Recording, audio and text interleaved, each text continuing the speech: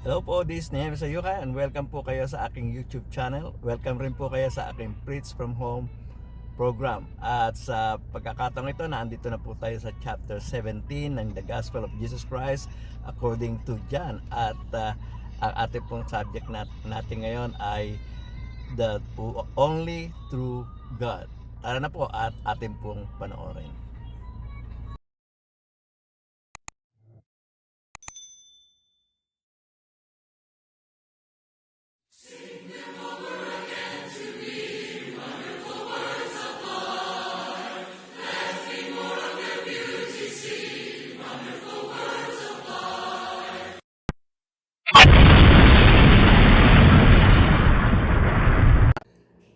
Hello po, magandang gabi po sa inyong lahat. Tutuloy po natin ang ating pag-aaral dito po sa serye ng ating pong tinataludtod, ang The Gospel of Jesus Christ according to John. At nandito na po tayo sa chapter 17. Kung tatandaan po ninyo, nandito na po tayo doon sa in-between doon po sa Last Supper ng ating Panginoong Kristo at bago po yung arrest, no, ay bago po arestuhin ng ating Panginoong Kristo ay nagbigay po muna siya ng mga babala sa kanyang mga alagad at sila ay hinihanda doon sa kanyang kamatayan. At ganito po ang ating mabasa dito po sa chapter 17 verse 1. Ang sabi po ng banal na kasulatan ay ganito: After Jesus said this, He looked toward heaven and prayed, Father, the hour has come, glorify your Son, that your Son may glorify you. So makikita natin dito, nilagyan ko ng red color, yung after Jesus said this. Na ano yung sinasabi ng after Jesus said this? Ito po yung may kinalaman doon po sa chapter 14, chapter 15 at chapter 16. Na kung saan ay sinasabi nga ng ating Panginoong Kristo sa kanyang mga alagad na siya po ay aalis, pupunta po sa kanyang ama. Sa bahay ng kanyang ama, maraming tahanan na sila po ay ipaghahanda niya. At kapag naihanda na, siya ay muling babalik. Ang tinutukoy po ng ating Panginoong Kristo yung kanyang kamatayan. Siya ay mamamatay na at sa kanyang kamatayan ay babalik na po siya sa langit. At siyempre, gusto niya na bago siya umakyat sa langit ay maihanda niya yung kanyang mga alagad na sa kanyang pagkawala. At dito nga ay pinangako niya na bibigyan sila o ipadadala niya yung parakletos, yung mang-aaliw, no? At yung espiritu ng katotohanan na siya yung mag-guide dito sa kanyang mga alagad na kanyang iiwanan. At yun ay mapapanood natin doon sa mga video ng mga nakaraan. Ito pong video ito na The Way, the Truth, and the Life, no, ay kung hindi pa po ninyo napapanood ay sana panoorin po ninyo. Ito rin pong If You Love Me, Keep My Commandments. Dito po yan sa chapter 14, no? Ito yung part 2 ng chapter 14. At sana po ay mapanood rin po ninyo. At doon po sa I am the vine, you are the branches, yung po yung chapter 15. Sinasabi nga ng ating Panginoong Kristo, siya yung puno ng ubas at yung kanyang mga alagad ay ang mga sanga. Dahil nalalaman ng ating Panginoong Kristo na pagkatapos siyang dagipin ay magsisipagpulas ang mga ito at may iwanan siyang mag-isa. Kaya nga sinasabi niya rito, kung hiwalay kayo sa akin, wala kayong magagawa. Kung hindi pa nyo napapanood, ay sana panoorin niyo po itong I am the vine, you are the branches. At doon po sa chapter 16, ay yun nga po yung pagbibigay niya, pagpapadala niya ng comforter, no? Pagpapadala niya ng parakletos o pagpapadala niya ng Holy Spirit, na ito po yung mag-guide sa mga alagad para sa ganon ay sila ay maihanda, no, sa pagkawala ng ating Panginoong Kristo upang sila ay hindi mga tisod.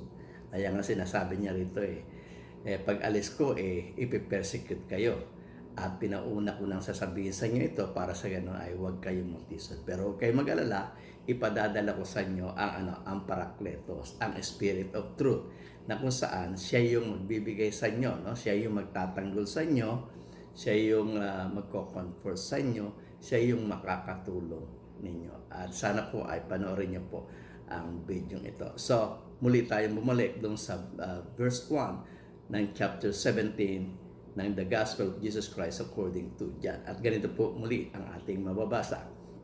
After Jesus said this, He looked toward heaven and prayed. So ito yung pagpapasimula ng kanyang panalangin.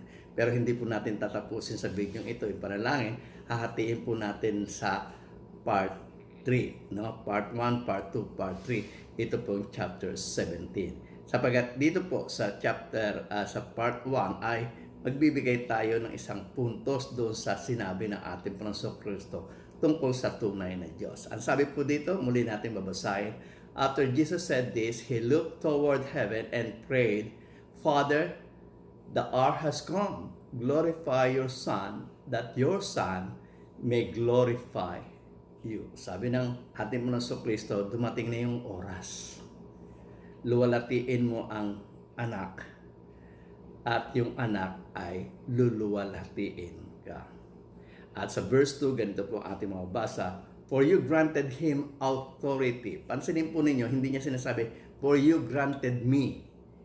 No, ang sinasabi niya, for you granted him. Sa third person yung sinasabi niya, pero siya yung tinutukoy niya. No? Sabi niya, for you granted him authority over all people, that he might give eternal life to all those you have given him. Sabi niya, you have granted him. It is saying, you have given him authority. At yun nga ang sinabi niya ng ating Panginoong Kristo no, bago siya umakyat sa langit. Doon sa Matthew chapter 28 verse 18. Ganito po ating mababasa. Then Jesus came to them and said, All authority in heaven and on earth has given to me. Sinabi ng ating Panginoong Kristo, ang lahat ng kapangyarihan sa ibabaw ng lupa at sa ilalim ng langit ay naibigay na sa akin. At doon nga, inutusan niya ang kanyang mga alagad na gawin ninyong alagad ang lahat ng bansa.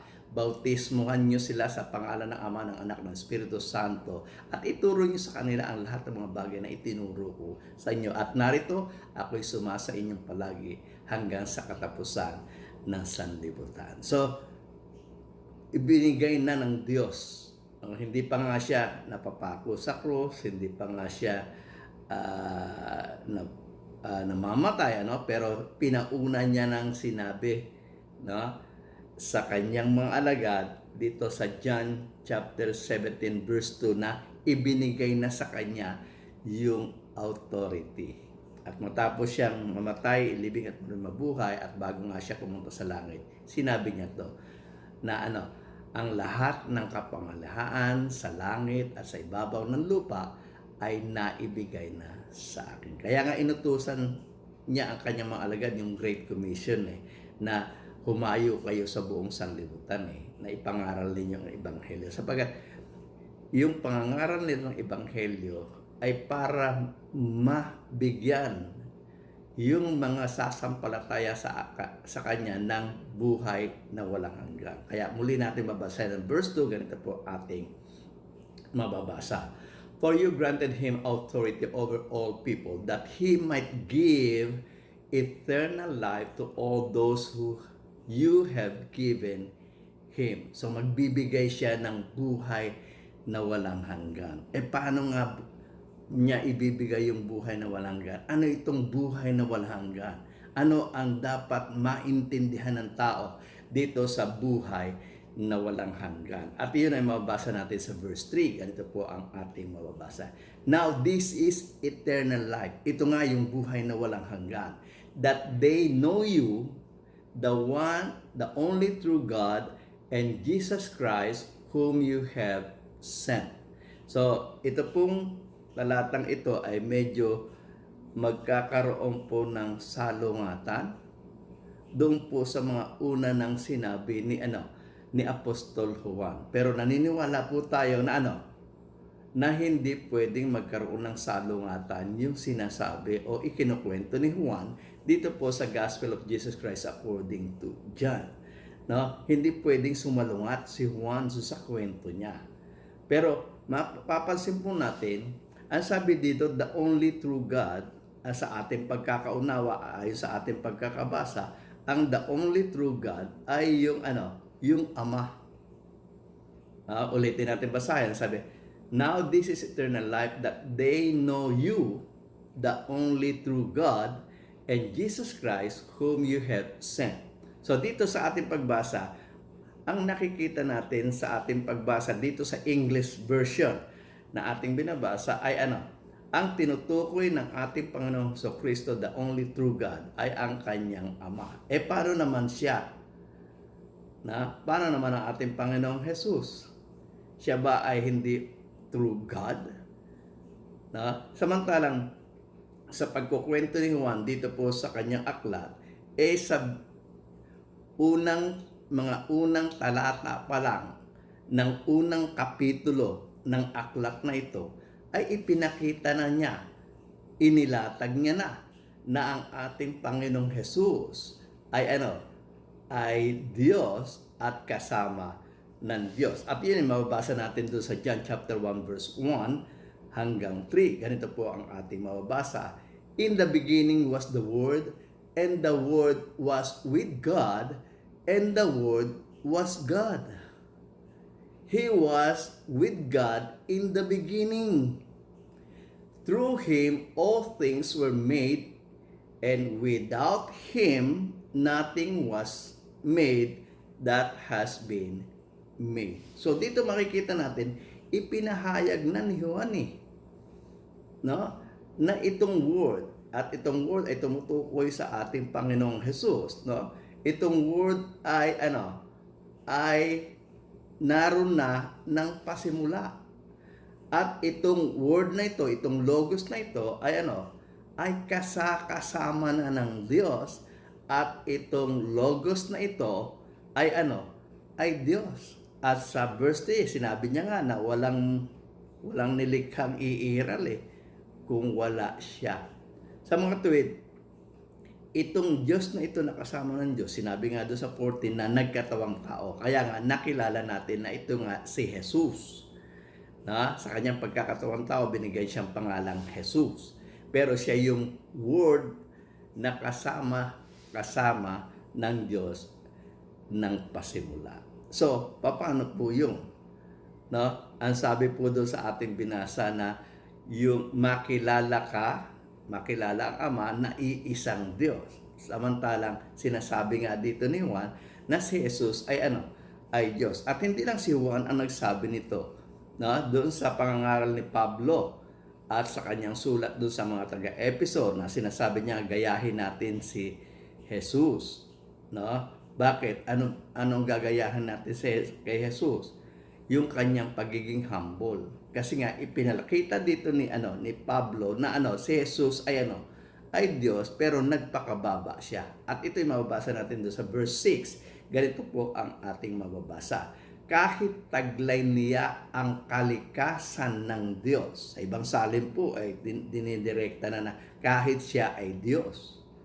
Ang sabi doon, kahit taglay niya ang kalikasan ng Diyos, hindi niya ipinagpilitang manatiling kapantay ng Diyos. Bakit niya hindi pinagpilitang kapantay ng Diyos? Kahit na siya ay Diyos. Sapagkat yung pagkakataon yun ay naandun na siya sa katawang tao. Naging tao siya At sa pagiging katawang tao niya ay ay nagpakababa siya at naging masunurin siya doon sa kanyang amang Diyos na nasa langit. So hindi niya itinuring yung kanyang sarili pantay siya, kundi ibinaba niya yung kanyang sarili sa kanyang ama. Pero ang kalagayan niya ay kapantay siya ng kanyang ama sa pagiging pagiging Diyos. Kaya kung ang Ama ay tunay na Diyos, siya rin ay tunay na Diyos. So hindi po yun dapat sumalungat doon sa sinasabi ng banal na salita. At doon nga po sa verse 1, sa verse John, chapter 5 verse 20, ganito po yung ating mababasa at Tagalog na rin po ang ating babasahin. Ang sabi po ng banal na kasulatan ay ganito. At alam natin na naparito ang anak ng Diyos. Sino po ang tinutukoy doon? Ang ating Panginoong Jesus. Siya po yung anak ng Diyos.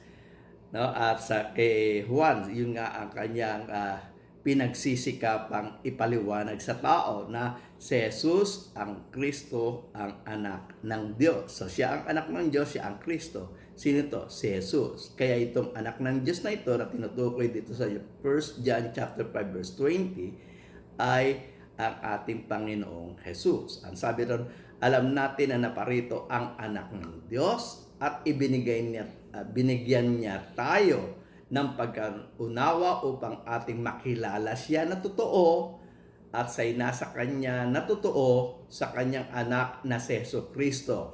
Anong sabi?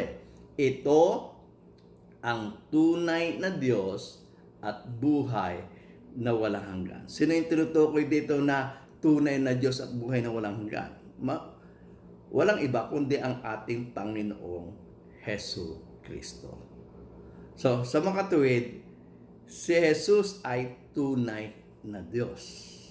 Pero, doon po sa talatang ating binasa, sa English, tila baga, ang tinutukoy ng ating Panginoong Kristo na dapat kilalanin na nag-iisang tunay na Diyos, walang iba kundi ang Ama lamang. Pero, hindi po yun yung nasa Gregong manuskrito. Hindi po yun yung nasa manuscript na Greek, yung original na pagkakasulat nitong ating pong binabasa. Si Juan po, nung sumulat po, hindi po siya sumulat sa English. Sumulat po siya sa Greek. At babasahin po natin sa Greek. At samahan po nyo ako sa pagbasa. Medyo mauutal po tayo sapagkat hindi naman po tayo talaga sanay sa salitang Grego. Pero babasahin po natin ito sa salitang Grego. At ganito po ang ating matutunghayan. Haute de estin he Ionios seo hina genoskosin se ton monon aletinon teon kai hon apeste ilas eisoun Christon. So dito po sa Greek manuscript, lumalabas po kung tatagalogin po natin at uunawain po yung isinulat ni Juan, ay ganito po yung aking pagkaunawa. So, hindi ko po ito ipinipilit sa iba na kung ano po yung pagkaunawa nila dito po sa chapter 17 verse 3. Pero sa akin po, sa akin pong pagsasaliksik at pagkaunawa dito po sa sinulat ni Juan, ganito po yung kanyang sinasabi. Ang sabi niya po, ito ang buhay na walang hanggan. Na ang sabi niya, makilala ka. Unang sinabi niya, makilala yung Ama. At ang sabi niya, makilala ang iisang Diyos na tunay. So hindi po ito kumukontra, yung iisang Diyos na tunay, kumukontra sa pagiging Diyos ng ating Panginoong Jesus. Sapagkat ang ating Panginoong Jesus ay Diyos din na tunay ayon sa ating pagkakabasa doon po sa 1 John chapter 5 verse 20. So ito'y sumasalungat yung iisang Diyos na tunay kontra doon sa mga Diyos-Diyosan at hindi ito kontra sa ating Panginoong Jesus. Katunayan, ang Espiritu Santo, yung kanyang susuguin pagkatapos na siya umakyat sa Ama, na yung Spirit of Truth, yung Parakletos, ay Diyos din. So, hindi po yung iisang Diyos na tunay ay hindi ito tumutukoy sa Ama lamang. Kundi ito yung iisang Diyos na tunay na kumukontra doon sa mga patay na Diyos o sa mga Diyos-Diyosan. So, doon po sa ating binasa, ang sinasabi ng ating Panginoong Jesucristo nung siya tumingala sa langit, ang sabi niya, ito ang buhay na walang hanggan. Na makilala ka. Sino yung makikilala? Yung Ama. Na makilala ang iisang Diyos na tunay. Na makilala ang iyong sinugo. Na makilala ang si Jesus, siya na nga ang ang Kristo. So sa mga tuwid, yung sinasabi ng ating Panginoon Kristo sa Ama, hindi niya sinasabi na makilala ka Ama na ikaw lamang yung iisang Diyos. Kundi ang sinasabi niya, makilala at maintindihan ng tao ito na makilala ka bilang aking Ama. Ikaw yun. Ikaw yung nagsugo sa akin. Makilala rin nila yung katuruan ng pagiging isang tunay na Diyos. Sino yun? Makilala nila ang pagka-Diyos. Okay? At makilala nila kung sino talaga yung iyong tunay na sinugo. At makilala nila na tong si Jesus ay siya na nga ang Kristo, ang anak ng Diyos. So, yun po yung gustong sabihin ng ating Panginoon Kristo doon po sa binasa natin sa Greek manuscript. Siyempre, sa pagkaka-translate sa English, medyo ang karoon po ng pagkakasalungat doon sa mga una ng sinabi ng ating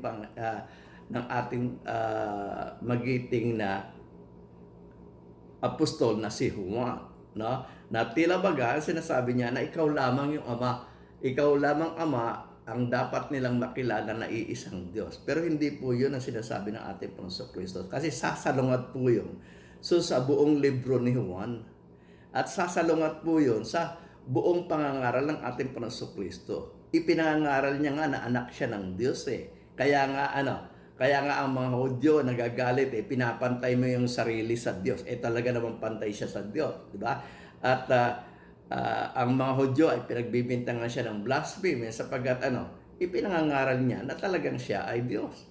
So, hindi po ito sasalungat. So, kaya lamang sumasalungat ito dahil po doon sa translation sa English ay tila baga na ang sinasabi lamang ng ating Panginoon Kristo na tunay na Diyos, nag-iisang tunay na Diyos, ay walang iba kundi yung Ama. Pero ang sinasabi ng ating Panginoon Kristo, makilala ng tao, ikaw, makilala ng tao, ang tunay na Diyos, makilala ng tao ang iyong sinugo, makilala ng tao na si Jesus, ang Kristo. So, hindi po yun sumasalungat doon po sa mga nauna ng nabasa natin at napag-aralan natin. So, meron rin po akong video niyan. Sana po panoorin niyo yung first video po nitong series na ito, at ito po yung naandito po sa inyong harapan. Sa harapan ng inyong monitor. So, sana panoorin po rin yun ito na yung unang video nito pong serye na ating pinag-aaralan. So ituloy na po natin ang pagbasa. Ang sabi po ng banal na kasulatan ay ganito sa verse 4. Sabi diyan, I have brought you glory on earth by finishing the work you gave me to do. Sabi ng ating Panginoon Kristo, niluwalhati kita sa mundo, sa daigdig. Sa pamamagitan ng pagtatapos ko ng mga gawa na iyong ibinigay sa aking assignment na gawin ko. Tinapos ko yung gawa na inutos mo sa akin. So ulit natin basahin. Sabi, I have brought you glory on earth by finishing the work you gave me to do. Ano ba yung gawa o ano ba yung mission na kailangan gawin ng ating Panginoong Jesus sa mundo? At yun nga, mabasa natin doon po sa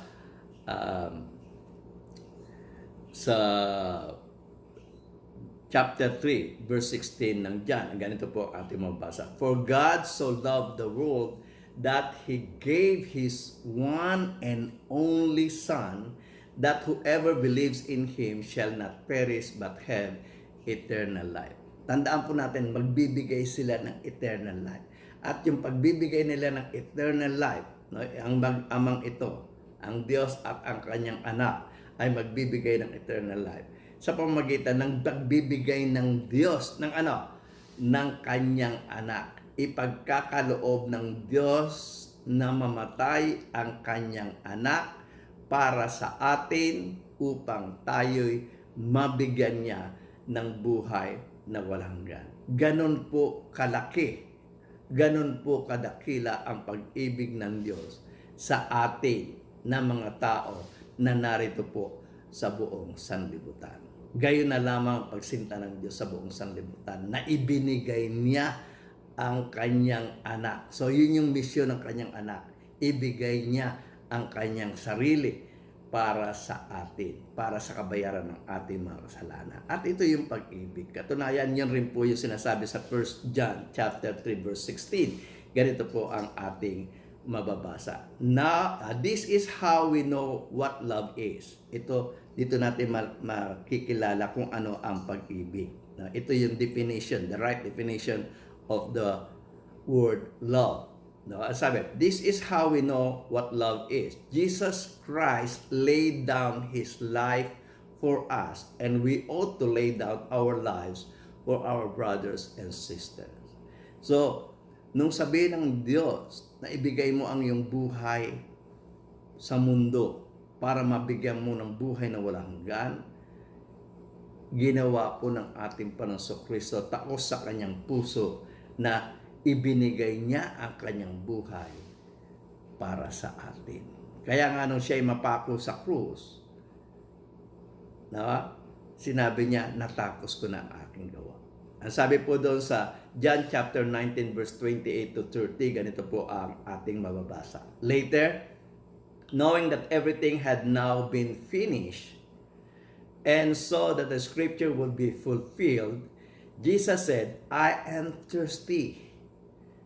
Verse 29, ganito po ating mabasa. A jar of wine, vinegar was there, so they soaked a sponge in it, put the sponge on a stalk of the hyssop plant, and lifted it to Jesus' lips. Verse 30, ganito ating mabasa. When he had received the drink, Jesus said, it is finished. With that, he bowed his head and gave up his spirit. So matapos na mainom niya yung mapait na alak, sinabi ng ating Panginoong Kristo, it is finished. Ano yung it is finished? Ano yung sinasabi niya it is finished? Ang sabi niya, natapos niya na ang lahat.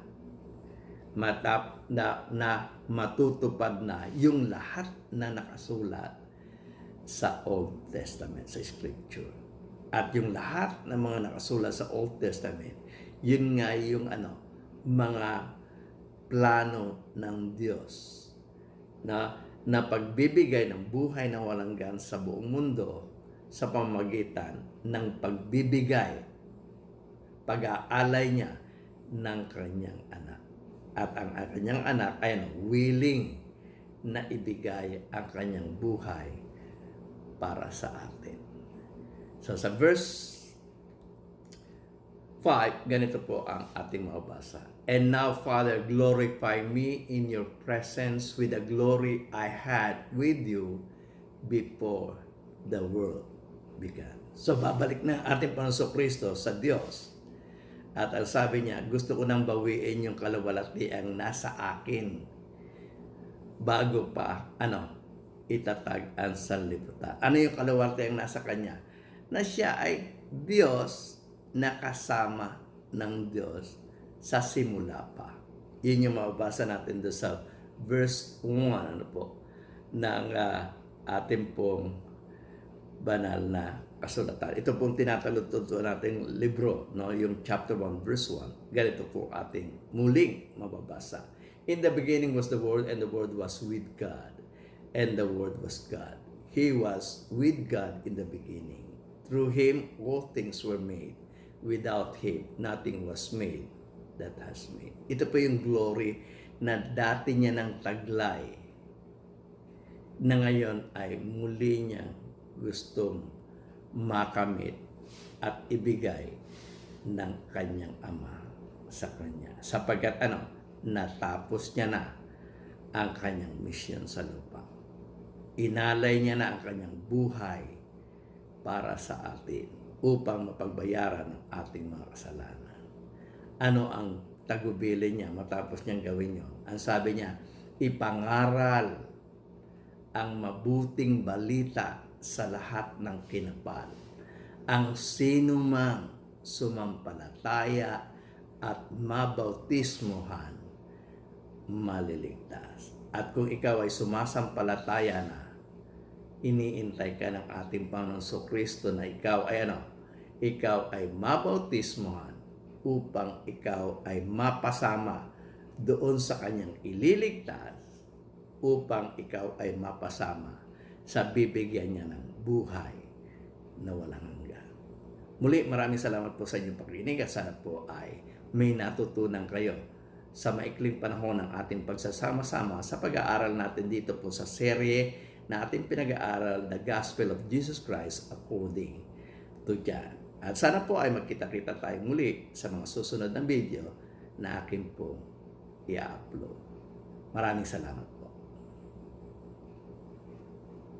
Kung nagustuhan niyo po ang video ito, sana po ay mag-subscribe kayo at i-ring nyo na rin po yung bell para sa ganon ay kung meron po kaming mga bago pang mga video na akin pong i-upload ay ma-notify kayo at i-like nyo na rin po kung nagustuhan niyo po ang video ito. At kung maaari ay i-share nyo na rin po ito sa inyong mga kaibigan para sa ganon sila man ay makapanood ng mga video ito. At sana po ay kung meron po kayong comment, sana po ay mag-comment kayo. Muli, ako po si Nehemio Sayuhay. Ako po ay taos-pusong nagpapasalamat sa inyo at sana po ay panoorin nyo na rin po yung video ito na sa inyong harapan at pindutin nyo na rin po itong bilog para sa inyong mga subscription. Maraming salamat po.